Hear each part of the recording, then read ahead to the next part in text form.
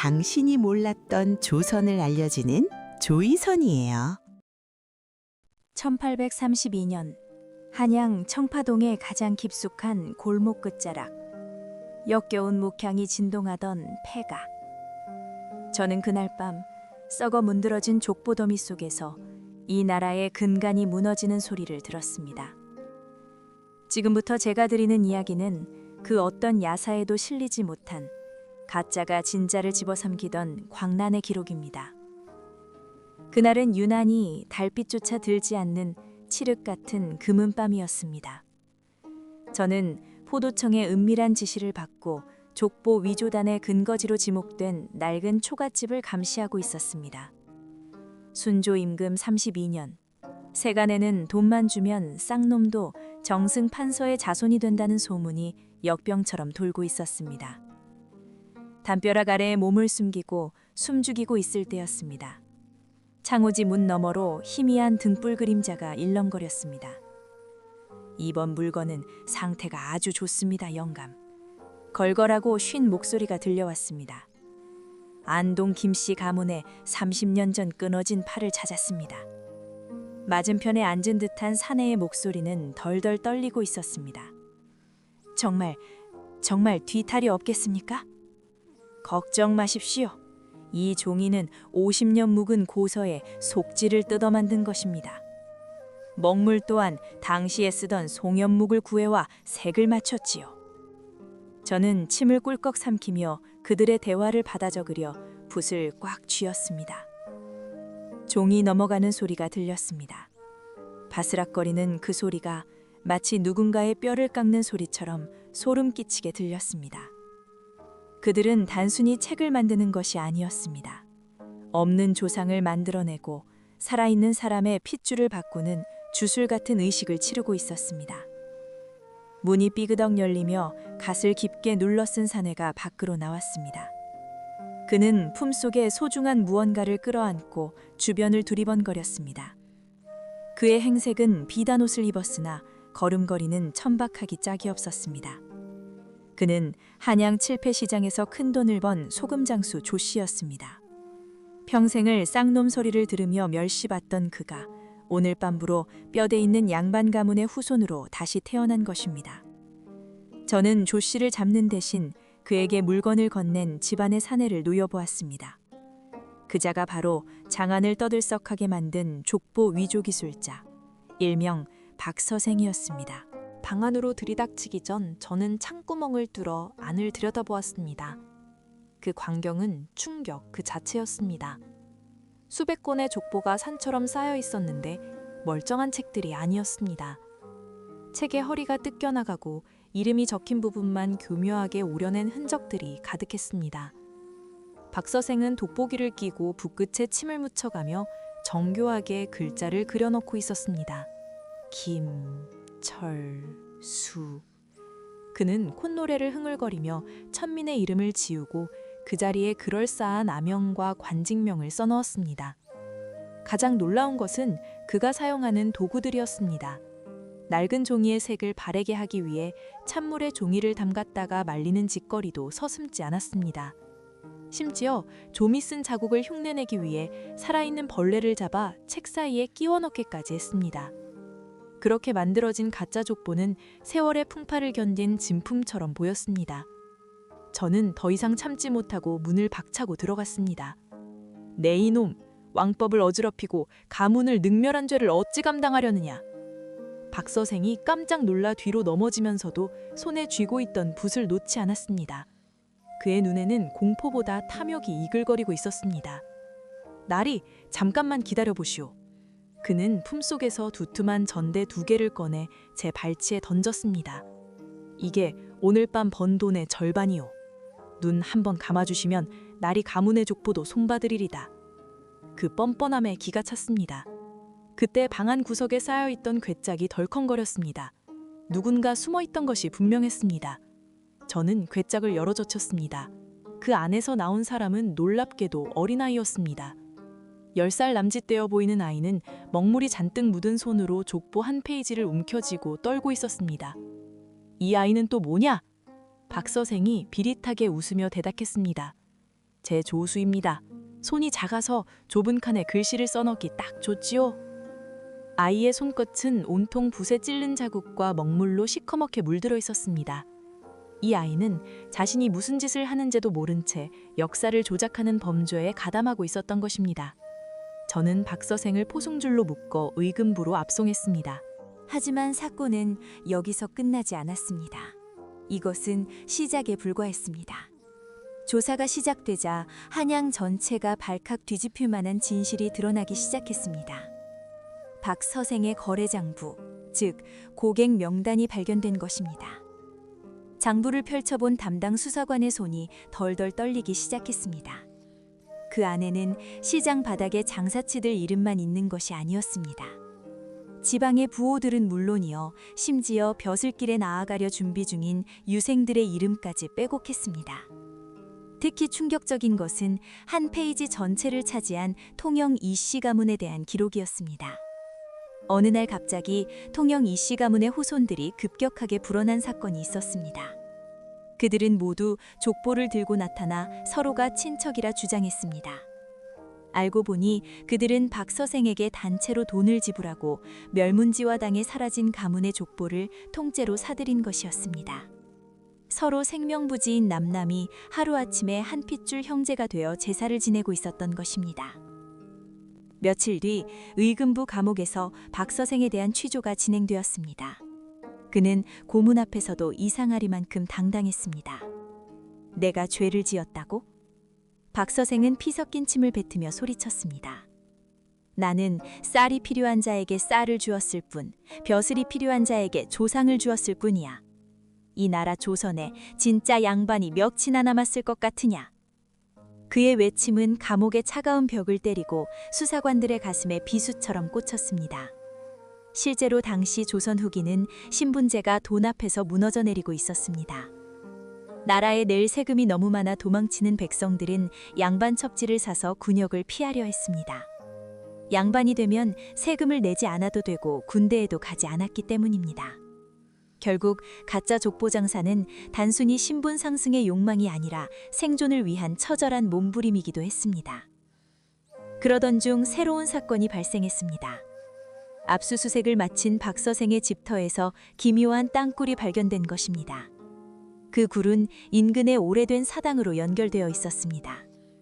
저는 즉시 횃불을 들고 굴 안으로 들어갔습니다. 습하고 좁은 굴을 기어 들어가니 꽤 넓은 지하 공간이 나왔습니다. 그곳에는 더 엄청난 물건들이 쌓여 있었습니다. 바로 나라에서 발급하는 공식 임명장인 공명첩 수백 장이었습니다. 이름을 적는 란이 비어있는 진짜 임명장이었습니다. 이것은 일개 위조범이 만들 수 있는 물건이 아니었습니다. 조정의 고위 관리가 개입되어 있다는 확실한 증거였습니다. 공명첩은 흉년이 들었을 때 곡식을 바친 자에게 명예직을 주는 문서였으나 어느새 족보 위조단과 결탁하여 신분 세탁의 완벽한 패키지가 되어버린 것입니다. 가짜 족보로 아버지를 만들고 공명첩으로 자신의 벼슬을 만드는 완벽한 사기극. 저는 그 자리에서 주저앉아 한탄했습니다. 조선은 이제 뿌리부터 썩어버렸구나. 수사가 고위층으로 확대되려 하자 보이지 않는 압력이 가해지기 시작했습니다. 의금부 도사가 갑자기 교체되었고 박 서생은 감옥 안에서 의문의 독살을 당할 뻔했습니다. 누군가 이 입을 막으려 하는 것이 분명했습니다. 저는 밤길을 걷는 것조차 두려워지기 시작했습니다. 어느 날 새벽, 집 대문 앞에 피 묻은 서신이 한 장 꽂혀 있었습니다. 더 이상 파고들지 마라. 너의 족보도 안전하지 않을 것이다. 그것은 단순한 협박이 아니었습니다. 저조차 제 조상이 진짜인지, 제 족보가 100년 전에 위조된 것이 아닌지 확신할 수 없게 만드는 무서운 말이었습니다. 그러던 와중에 기적 같은 증인이 등장했습니다. 박 서생의 조수였던 그 어린아이였습니다. 아이는 자신이 몰래 숨겨둔 진짜 장부가 있다고 털어놓았습니다. 우리는 아이의 안내를 받아 남산기슭의 바위 틈을 뒤졌습니다. 그곳에서 기름 먹인 종이에 쌓인 두툼한 문서 뭉치가 나왔습니다. 그 문서는 단순히 이름을 판 기록이 아니었습니다. 가짜 족보를 만들기 위해 삭제된 진짜 기록들이었습니다. 박 서생은 족보에 새로운 사람을 끼워 넣기 위해 대가 끊기지 않은 가난한 양반들의 이름을 지워버리는 짓도 서슴지 않았던 것입니다. 돈 없는 양반의 기록을 지우고 돈 많은 천민의 이름을 그 자리에 채워 넣는 식의 가문강탈이었습니다. 오늘 가난한 선비가 자신의 족보를 확인하러 갔다가 자기 아버지의 이름이 사라진 것을 보고 미쳐버렸다는 소문이 사실이었던 것입니다. 이것은 사기가 아니라 살인이나 다름없었습니다. 한 사람의 존재와 뿌리를 송두리째 없애버리는 영혼의 살인이었습니다. 이 결정적 증거로 인해 조정은 발칵 뒤집혔습니다. 사헌부와 사간원에서 상소가 빗발쳤습니다. 왕은 진노하며 족보 위조범들을 모조리 잡아들이라 명했습니다. 한 달 사이에 전국에서 붙잡힌 족보 거강꾼만 수백 명에 달했습니다. 하지만 그것으로 끝이 아니었습니다. 가짜 족보를 산 사람들은 처벌받았을까요? 그렇지 않았습니다. 이미 너무 많은 사람이 연루되어 있어 그들을 모두 처벌하다가는 나라가 마비될 지경이었습니다. 결국 조정은 족보의 진위 여부를 가리는 별단을 설치했지만 그마저도 뇌물을 받고 가짜를 진짜로 판명해주는 총극이 벌어졌습니다. 시간이 흐르고 박 서생이 처형당하던 날, 형장은 구경꾼들로 인산인해를 이루었습니다. 군중 속에는 갓을 씌고 도포를 입은 양반 차림의 사람들이 유독 많았습니다. 그들의 눈빛은 부간함으로 가득 차 있었습니다. 혹시나 박 서생이 죽기 전에 자신의 이름을 발설할까 두려워하는 눈치였습니다. 박 서생은 마지막 순간 하늘을 올려다보며 기괴한 말을 남겼습니다. 내 목을 쳐도 소용없다. 이미 조선의 절반이 가짜요. 나머지 절반도 그 가짜와 혼이 나여 피가 섞였으니 누가 진짜이고 누가 가짜인가. 양반이라는 것은 족보라는 종이 쪼가리 위에 찍힌 붉은 도장 하나일 뿐이다. 그의 목이 떨어지자 사람들은 침묵했습니다. 누구도 돌을 던지지 못했습니다. 사건이 일단락된 후에도 후폭풍은 수십 년간 이어졌습니다. 진짜 양반 가문들은 자신의 가문이 진짜임을 증명하기 위해 더 화려한 족보를 찍어내기 시작했습니다. 너도 나도 족보를 다시 만드느라 종이값이 천정부지로 치솟았습니다. 아이러니하게도 가짜를 막기 위해 만든 새로운 족보들조차도 돈으로 거래되는 비극이 반복되었습니다. 세월이 흘러 저는 머리가 하얗게 센 노인이 되었습니다.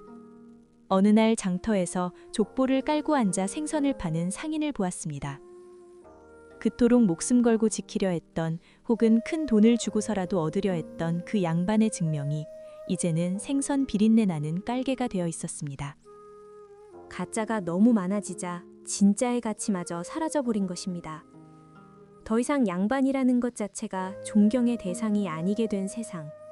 어쩌면 박 서생이 만들었던 것은 가짜 족보가 아니라 신분제라는 거대한 거짓말을 비추는 거울이 아니었을까요? 이야기는 여기서 끝나는 줄 알았습니다. 하지만 제가 은퇴를 앞둔 마지막 날 규장각 서고 깊은 곳에서 먼지 쌓인 괴짝 하나를 더 발견했습니다. 호기심에 열어본 그 괴짝 안에는 수십 년 전 압수되었다고 알려진 원본 족보들이 들어있었습니다.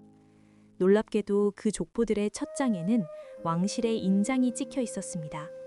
그리고 기록들 사이사이에 끼워진 메모들이 눈에 들어왔습니다. 이달의 판매 대금 5,000냥, 내수사로 입고. 내수사는 왕실의 재정을 담당하는 관청입니다. 순간 등골이 오싹해졌습니다.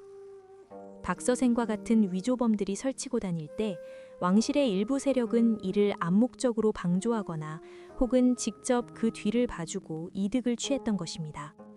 국가는 가난했고 왕실의 체면을 유지할 비용이 필요했습니다. 백성들은 세금을 피하기 위해 양반이 되고 싶어 했습니다. 이 두 가지 욕망이 맞아떨어져 공식적인 위조 시장이 형성되었던 것입니다. 결국 가짜 족보 장사의 가장 큰 큰손은 바로 부패한 권력 그 자체였습니다. 양반을 울린 족보장사라고 알려졌지만 실상은 양반과 상놈 그리고 국가까지 모두가 합심하여 벌인 거대한 사기극이었던 셈입니다. 저는 조용히 괴짝을 닫았습니다. 그리고 이 진실을 영원히 묻어두기로 결심했습니다. 하지만 오늘 이렇게 익명의 이야기꾼으로서 여러분께 이 사실을 털어놓습니다. 어두운 밤 여러분의 댁에 있는 족보를 한번 펼쳐보십시오. 혹시 종이의 재질이 특정 페이지만 미세하게 다르지 않습니까? 오래된 조상의 이름 위에 덧칠한 흔적은 없습니까? 만약 그렇다면 너무 놀라지 마십시오. 그것은 여러분의 조상이 험난한 조선 땅에서 살아남기 위해 자식들에게만큼은 천민의 멍에를 씌우지 않기 위해 치열하게 싸웠던 생존의 기록일 테니까요. 양반 인증서의 진짜 비밀은 핏줄이 아니라 자식을 사랑했던 부모의 피눈물 어린 부정이었는지도 모릅니다. 지금은 신분이 없는 평등한 세상이라고들 합니다. 하지만 과연 그럴까요? 오늘날에도 형태만 바뀐 또 다른 신분증과 인증서를 얻기 위해 우리 모두 박서생 같은 사람을 찾아 헤매고 있는 것은 아닌지 곰곰이 생각해 보게 됩니다. 거리에는 여전히 무엇인가를 사고 파는 사람들의 외침이 가득합니다. 단순히 물건을 파는 것이 아닙니다. 남들보다 조금 더 높아 보이기 위해, 남들보다 조금 더 특별해 보이기 위해 우리는 오늘도 보이지 않는 족보를 쓰고 지우기를 반복하며 살아가고 있습니다. 19세기의 조선, 그 혼란했던 청파동 뒷골목의 풍경이 200년이 지난 지금 이 화려한 빌딩 숲 사이에서 겹쳐 보이는 것은 저만의 착각일까요? 그날 밤 박서생이 태우던 족보종이의 매캐한 냄새가 오늘따라 유난히 코끝을 맴돕니다. 불꽃 속에서 바스라지던 수많은 이름들이 마치 살려달라고 아우성치는 듯 했습니다. 한 줌의 재로 변한 양반의 허상. 그 잿더미 위에서 우리는 무엇을 쌓아 올렸는지 다시금 돌아보게 됩니다. 그날 제가 목격한 것은 단순한 범죄 현장이 아니라 한 시대가 저물고 새로운 욕망이 싹트는 역사의 변곡점이었습니다. 제 기억 속의 이야기는 여기까지입니다. 부디 이 이야기가 단순한 옛날 이야기로 들리지 않기를 바랍니다. 우리가 맹신하는 기록과 권위, 그 이면에 감춰진 씁쓸한 진실을 꿰뚫어 보는 눈을 가지시길 바라며 이야기를 마칩니다. 아, 잠시만요. 아직 하나 더 말씀드릴 게 남았습니다. 방금 제가 본 문서 중에서 기이한 것을 하나 더 보았습니다. 아주 작게 적힌 깨알 같은 글씨였습니다. 어느 고을 원님이 남긴 비망록의 일부였는데 내용이 묘했습니다. 족보가 가짜인 자는 오히려 열심히 살며 가문을 일으키려 애썼고 족보가 진짜인 자는 조상 탓만 하며 게을리 살았다. 진짜는 가짜처럼 굴고 가짜는 진짜보다 더 진짜처럼 굴었다. 이 얼마나 통렬한 비유입니까? 진정한 귀함이란 종이 위에 적힌 조상의 이름이 아니라 그 이름을 짊어지고 살아가는 후손의 태도에 달려 있다는 것을 옛 선인들은 이미 알고 있었던 것입니다. 당신이 지금 서 있는 그 자리, 당신이 흘리고 있는 그 땀방울이 바로 당신 가문의 진짜 족보가 될 것입니다. 200년 전 그날 밤의 목격담이 여러분에게 작은 울림이 되었기를 진심으로 바랍니다.